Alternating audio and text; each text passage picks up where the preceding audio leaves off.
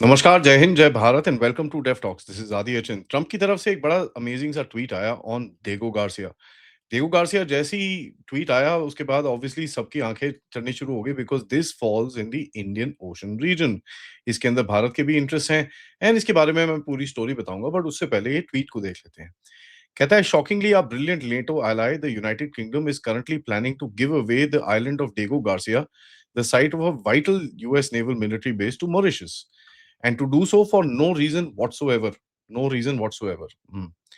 There is no doubt that China and Russia have noticed this act of weakness. ठीक है, these are international powers who only recognize strength, which is why United States of America under my leadership is now, after only 1 year, respected like never before. The UK giving an extremely important land is an act of great stupidity.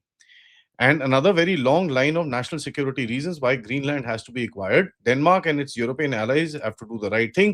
Thank you for your attention to this matter. तो इसके अंदर से तीन चार चीजें आपको दिखती हैं।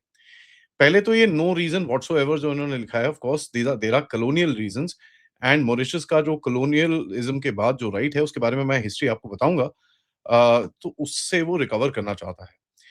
No doubt China and Russia जहां पर भी आप देखेंगे this is basically scaremongering. ठीक है। तीसरा चीज अगर आप देखेंगे ये आते हैं वापस ग्रीनलैंड के ऊपर and Denmark European allies have to do the right thing and वापस से वो ग्रीनलैंड के अपना डिमांड जो है वो रखते हैं। तो इसको किस तरह से इंटरप्रेट किया जाए और किस तरह से देखा जाए जरा थोड़ा सा बात करते हैं। लेकिन उससे पहले हमको देखना चाहिए कि जो इसकी ओरिजिन स्टोरी क्या है। डिएगो गार्सिया एक यूएस फोर्ट्रेस कैसे बना। एक छोटा सा ग्रुप ऑफ आइलैंड है चागोस आर्किपेलागो करके सेंट्रल इंडियन ओशन में बैठता है। मैं आपको उसका मैप भी दिखा देता हूं। So let's have a look at the map.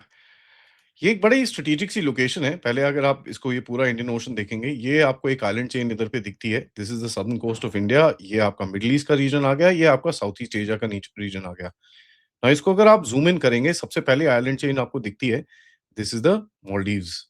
Now if you zoom in here, ये जो ब्रिटिश इंडियन ओशन टेरिटरी ये लिखा हुआ है, this is the Chagos archipelago. ठीक है, ये पूरा जो रीजन है this is belonging to Mauritius.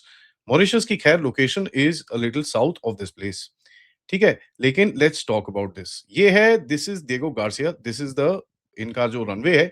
यहाँ पर ये पूरा इनका सेटअप वेटअप है। अगर आप देखेंगे यहाँ पर अभी भी अमेरिकन एयरक्राफ्ट आपको इसके अंदर दिख जाएंगे।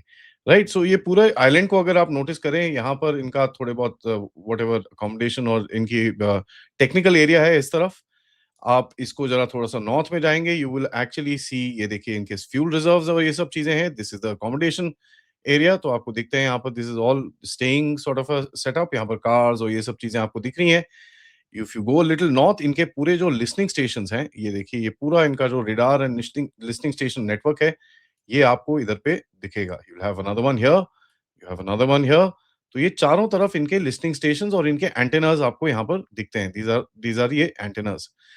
ऑल्सो अगर आप देखेंगे कि यहाँ पर ये पूरा एक ऐसे ऐसे करके एक एक एक हाफ रीजन है। इस तरफ भी अगर आप देखेंगे there is not much towards the rest of the island, but यहाँ पर भी आपको यही एक स्ट्रक्चर्स दिखेंगे जहाँ पर these are basically secure military areas.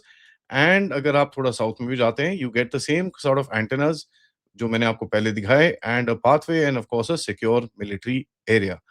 तो ये एक बड़ा स्ट्रेटेजिक सा लोकेशन है अमेरिका के लिए और अमेरिका इसको बोलता है कि भैया ये मेरा है, इसको आप किसी को नहीं दे सकते। नाउ एक ग्रुप ऑफ आइलैंड्स था सेंट्रल इंडियन ओशन में, जैसे मैंने आपको दिखाया। लार्जेस्ट मिलिट्री डोमिनेंट अटॉल ये है यहाँ पर। एंड देखिए बड़ा इक्वी डिस्टेंस है, जैसे मैंने आपको दिखाया, middle east, east Africa, south East Asia, so called south Asia, Indian सब कॉन्टिनेंट के आसपास। ये बड़ा एक स्ट्रेटेजिक सी जगह है। 1965 में यूके ने चागोस आर्किपेलागो को मॉरिशस से सेपरेट किया, मॉरिशस को इंडिपेंडेंस देने से पहले। और ये बनाया गया ब्रिटिश इंडियन ओशन टेरिटरी। यहाँ पर लोकल पॉपुलेशन चागोसियंस हैं रिमूव्ड, ये जो मॉरिशस और सेशल से एकदम कट ऑफ है। And as a matter of fact उसी समय में करीब 1970 के अंदर यूएस की एंट्री इस जगह पे होती है और यूके जो लीज करता है ये आइलैंड डिएगो गार्सिया का यूएस को दे देता है। इसका पर्पस क्या था?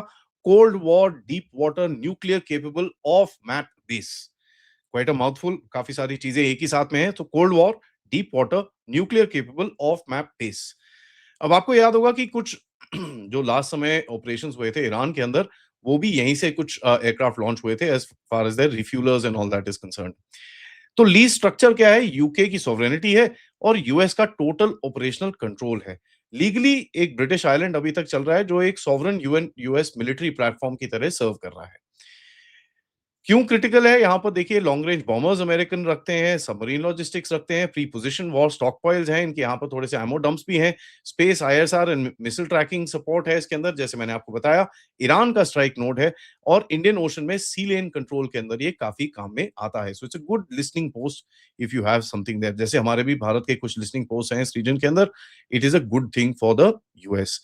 एक दूसरी चीज एक न्यूक्लियर डेटरेंस रखती है आउटसाइड्स द कॉन्टिनेंटल वनरेबिलिटी। तो दैट मीन्स अगर चाइना आके कुछ कहीं ना कहीं अमेरिका के ऊपर कुछ अटैक करता है और सारे उसकी जो न्यूक्लियर कैपेबिलिटी को उड़ा देता है या रशा उड़ा देता है, ये एक जगह है जहां पर उनकी जो कॉन्टिनेंटल अमेरिका के बाहर एक न्यूक्लियर कैपेबिलिटी ऑलरेडी एग्जिस्ट करती है। सो एडवांटेज बहुत सारे हैं इसके अंदर, डिसएडवांटेज इनके पास कुछ नहीं है। Unsinkable legally invisible aircraft carrier आप इसको बोल सकते हैं। नाउ आता है डीकोलोनाइजेशन का। मॉरिशस की पोजीशन बड़ी क्लियर थी यार, Chagos was illegally separated and which is true. Self determination जो इस रीजन का था उसको पूरी तरह से वायलेट किया गया, उसको खंडन की गई गई उसके ऊपर। एंड मॉरिशस का ये स्टैंड है कि भैया ये जो सॉवरेनिटी है वो हमको अपनी वापस चाहिए। एंड देखिए क्या हो रहा है इस टाइम पे, जो एक ग्लोबल लॉफेयर का जो ट्रेंड है जिसके बारे में प्राइम मिनिस्टर मोदी भी बहुत बात करते हैं, यूएन की जो बॉडीज हैं वो दे लीन टुवर्ड्स डीकोलोनाइजेशन। ठीक है, और इसमें भारत का एक बहुत बड़ा रोल था टू इंश्योर दैट ये जो एक डील है ये आगे जा सके। बट इन एनी केस आगे बात करते हैं, उसके बारे में भी बात करेंगे। यूके के भी पोजीशन अगर आप देखेंगे it's pretty isolated as far as ये जो डीकोलोनाइजेशन जहां बोलते हो, यूके अपना ऐसे ऐसे करके छुपना शुरू हो जाता है बिकॉज उसकी पूरी हिस्ट्री बाहर आ जाती है। एक पॉइंट बड़ा क्लियरली मैं यहां पर बताऊं, मॉरिशस ने आज तक यूएस के बेस को हटाने की बात कभी नहीं करी है। उन्होंने बोला है कि हमारी सॉवरेनिटी को इस जगह पे रिकॉग्नाइज किया जाए। आपको जो भी लीज वीज चाहिए, 135 साल का लीज है which is supposed to end in some 2040 और समथिंग लाइक दैट, वो भी हम रिन्यू करने के लिए तैयार हैं, कोई इश्यू नहीं है। हम कोई भी सिविलियन कोई भी चीज़ ऐसी नहीं करना चाहते, बट एक ही चीज़ करना चाहते हैं, जो हमारे सिविलियंस हैं, जो इस आइलैंड के अलावा जो जो दूसरे आइलैंड्स हैं, उसके ऊपर हमको सेटल करने दीजिए। यहाँ पर होती है इंडिया की एंट्री। नाउ इंडिया ने देखिए क्वाइट बड़ी बैलेंसिंग रोल खेला यहाँ पर, और हमारा सपोर्ट हमेशा सर रहा है इन डीकोलोनाइजेशन। तो हम लोग डिप्लोमेटिकली मॉरिशस को हमने काफी सपोर्ट करा। यहाँ पर हमने भी कभी भी यूएस के बेस को चैलेंज नहीं करा है। तो इंडिया का हमारा रेड लाइन बड़ा सिंपल है कि आप जो मर्जी डील करते रहिए, लेकिन सॉवरेनिटी के ऊपर हम बिल्कुल भी we will not back down on it. तो यूएस ने पहले बाय द वे जो इंडिया का पूरा ये जो चक्कर था, पहले तो मॉरिशस और यूके लड़ रहे थे, they were not able to come to this thing. India ने बीच में आके पूरा मीडिएट करा, इस डील को आगे करा, जहां पर मॉरिशस की तरफ से अप्रिसिएशन आया, यूके की तरफ से अप्रिसिएशन आया, यूएस की तरफ से अप्रिसिएशन आया कि यार thank you for handling this particular matter in a very matured way. तो इंडिया ने एक प्रेशर अब्जॉर्बर की तरह काम करी, स्पॉइलर नहीं काम करा। मॉरिशस को एक थोड़ी सी डिप्लोमेटिक हेफ्ट दिया, एंड यहां पर ये भी रखा, मॉरिशस को ये भी समझाया, देख यार यूएस को आप यहां से हटा नहीं सकते, नहीं तो ये डील कभी आपके पास होगी नहीं। So let it happen and then we will see future में क्या चलता है। अपार्ट फ्रॉम दिस, एक इंडिया का सबसे बड़ा रोल जो था is preventing China from hijacking this issue, जिसके बारे में आज ट्रंप बात कर रहा है। This is something that we actually prevented, कि साहब ये चीजें चाइना के हाथ में नहीं जानी चाहिए because this this is dangerous. And यहाँ पर जो ये डेंजर है, इसके अंदर हमको वी ऑल्सो अंडरस्टैंड, अगर चाइना यहाँ पर आके बैठता है, it becomes a grave problem to all of us. So we don't want that to happen. And इसके ऊपर भी हमने काफी काम करा and we were successful in our endeavour, उसके अंदर कोई डाउट नहीं है। नाउ देखिए अभी चक्कर क्या है कि यूके इस डील के हिसाब से सोवरेनिटी वापस देता है। ठीक है, ब्रिटिश ओवरसीज क्या इंडियन ओवरसीज टेरिटरी इसको भी पूरी तरह से बंद कर देता है, एंड कोई भी चीज ऑन द ग्राउंड चेंज नहीं होती। अब चक्कर क्या है, ट्रंप क्यों गुस्सा है? 2-3 चीजें हैं। सबसे पहले सोवरेनिटी ट्रांसफर एक फ्यूचर के लेवरेज को खत्म कर देता है, एंड अभी भी अगर डील डील क्लीन है, जैसे हमने बोला, आपको मैंने पहले बताया कि अब बाद में देखेंगे यार, पहले इसको अभी चलने दे, let get your island in place, उसके बाद नेक्स्ट फाइट हम लोग इसके ऊपर देखेंगे आगे। सो सोवरेनिटी जब मॉरिशस के पास जाएगी, यूएन के रिव्यू साइकिल्स के अंदर आता है, एनवायरनमेंट के ऊपर काफी लॉफेयर हो सकता है, उसके ऊपर रीसेटलमेंट की एक्टिविज्म हो सकती है, लीज रीनेगोशिएशन के ऊपर काफी बातें हो सकती है और काफी फोर्स पड़ सकता है, and of course Chinese diplomatic pressure Indian diplomatic pressure ये चीज़ को काफ़ी इन्फ्लुएंस कर सकता है। तो ट्रम्प को ये पता है कि यार देखिए ये चक्कर आगे उसको खत्म हो सकता है। क्या ये एक इंडियन एंटी इंडिया एक्टिविटी है? At the moment no. But देखिए हमको एक चीज़ समझ में आनी चाहिए, ये जो एक टारगेट है, ये यूनाइटेड किंगडम के ऊपर ट्रम्प ने मारा है फॉर द डेनमार्क एंड ये जो ग्रीनलैंड का इश्यू है।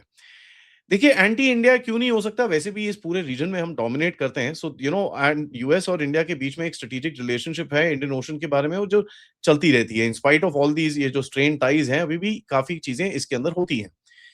देखिए उसके बाद देखिए इंडिया एक स्टेबलाइज़र के काम से काम करता है, तभी यूएस अपने आप को इस जगह के अंदर बैलेंस करके रख सकता है। एंड अगर आप भारत को अंडरमाइन करोगे इस जगह के अंदर, तो चाइना तो विल बड़ा पास है उसके, चाइना विल एंटर इन। तो ये चीज़ यूएस को भी पता है। तो देखिए यूएस को ये पता है, लेकिन does US do this stupid mistake and go anti India in this entire thing? ये तो वक्त ही बताएगा। लेकिन सबसे पहली जो स्ट्राइक है, एक डिसिप्लिन स्ट्राइक करी गई है यूनाइटेड किंगडम के ऊपर। यूनाइटेड किंगडम को ये बताया जा रहा है कि भई तुम अपनी स्ट्रैटेजिक ज्योग्राफी जो आप ये कर रहे हो, फॉर मॉरल ऑप्टिक्स कर क्या रहे हो?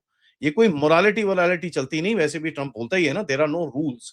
It is my rule and I decide what happens and मेरी अपनी मोरालिटी है जिसके ऊपर मैं काम करूँगा, बाकी सब I don't care about anything else.